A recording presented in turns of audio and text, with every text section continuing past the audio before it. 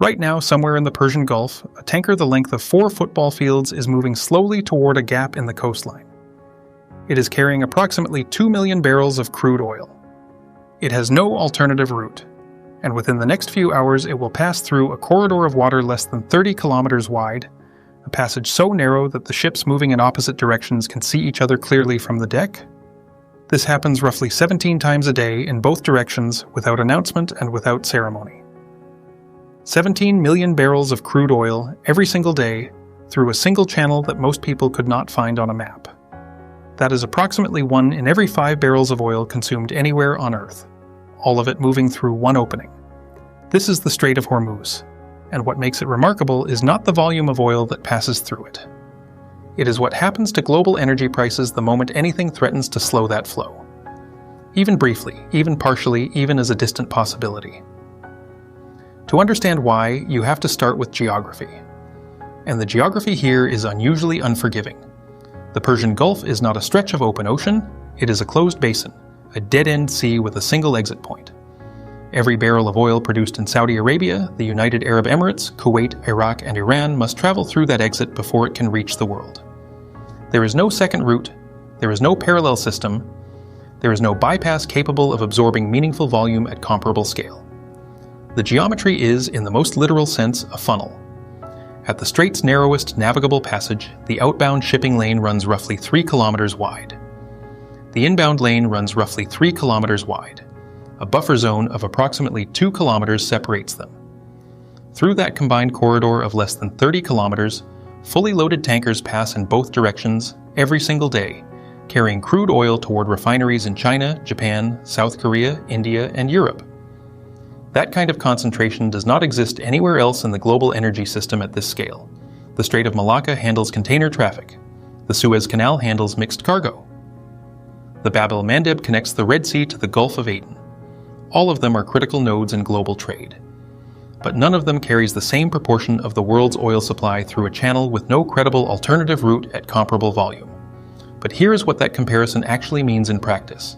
If the Strait of Malacca closed tomorrow, container shipping would reroute. It would be expensive and disruptive, but it would reroute. If the Strait of Hormuz closed tomorrow, roughly 1/5 of the world's oil supply would have nowhere to go. The Strait of Hormuz is not simply important. It is structurally irreplaceable. Now, governments and oil producers understand this dependency, they have understood it for decades, and they have tried in various ways to engineer around it. Saudi Arabia operates the East-West Pipeline, a system designed to redirect crude oil across the Arabian Peninsula toward the Red Sea, bypassing the strait entirely. The UAE has built a pipeline to Fujairah on the Gulf of Oman coast, capable of carrying approximately 2 million barrels per day around the chokepoint. These systems exist precisely because the concentration risk is well understood by the governments that depend on it. But here is the problem. Even operating at full capacity, these pipelines can only absorb a fraction of the total volume moving through Hormuz each day. The bypass infrastructure provides relief at the margins. It does not change the underlying structure. And the underlying structure is this. The world's most productive oil exporting region shares a single exit.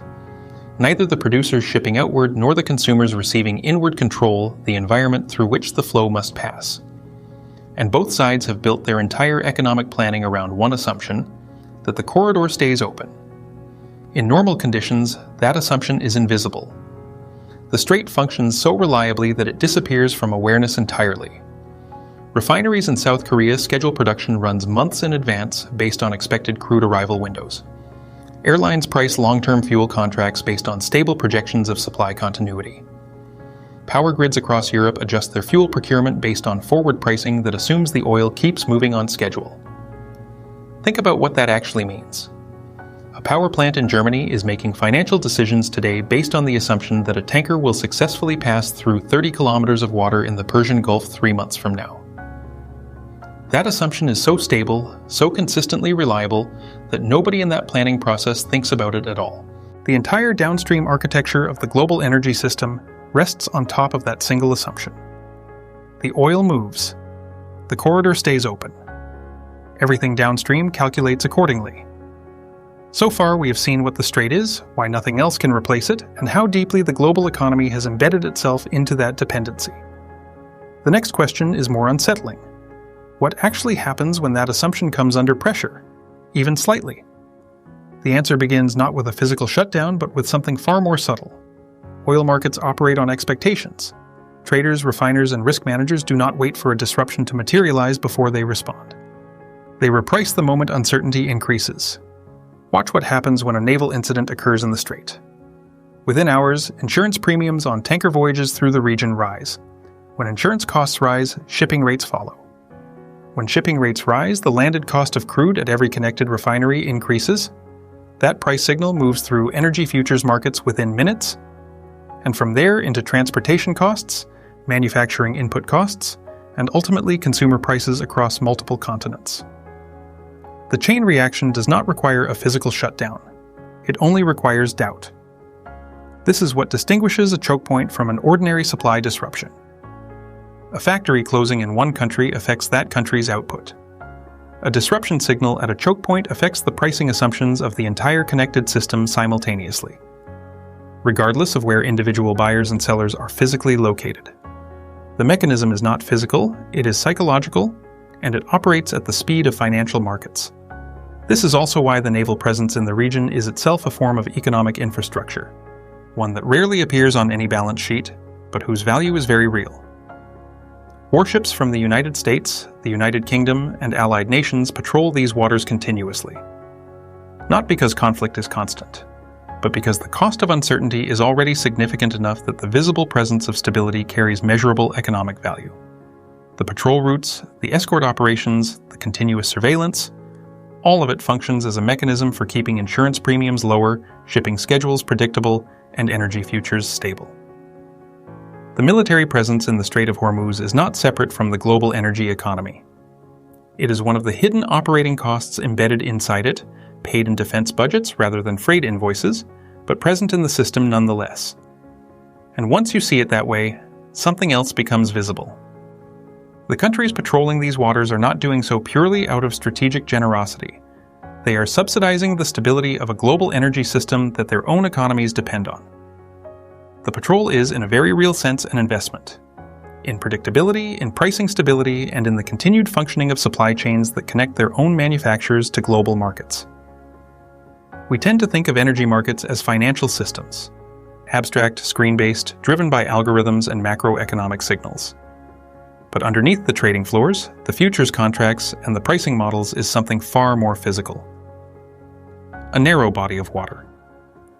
A channel through which the liquid foundation of industrial civilization must pass every single day without interruption. And like all choke points in global infrastructure, the Strait of Hormuz is not defined by how often it fails. It is defined by the scale of what depends on its continuity. Because energy does not simply exist in fields beneath the desert floor. It must move. It must pass through physical space, through specific corridors, on predictable schedules, before any of its value can reach the systems that depend on it. And the geometry of how it moves determines, quietly and continuously, how much the world pays for nearly everything else.